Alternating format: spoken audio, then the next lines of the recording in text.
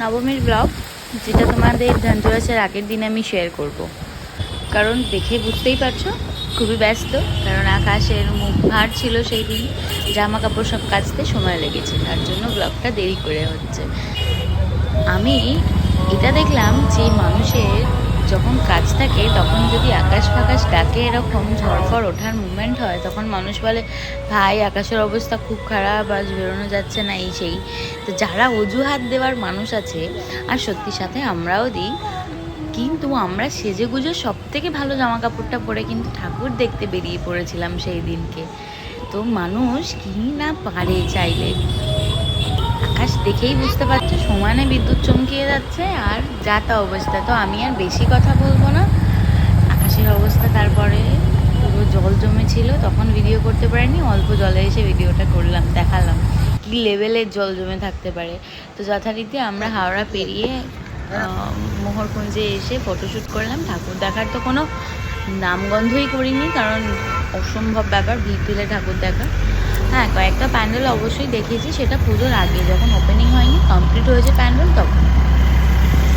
তো এটা 10:30 থেকে 11টার মধ্যে আমরা আবার বাড়ি ফিরে আসছি। প্রত্যেকে ছাতা নিয়ে এখনও দাঁড়িয়ে আছে, বাসে উঠে যাবে, কেউ বেহালা দেখবে, আরও অনেক জায়গা আছে সেগুলো দেখবে।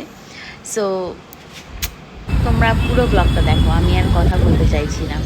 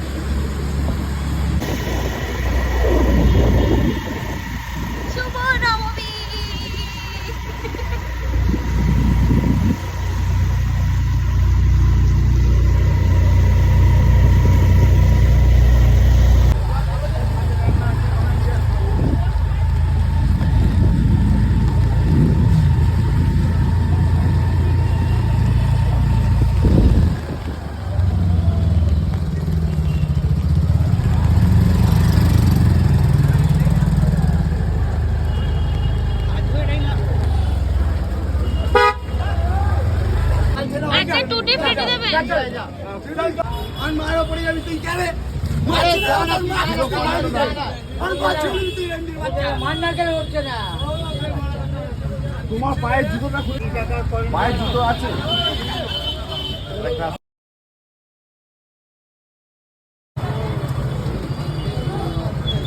কি যাবি?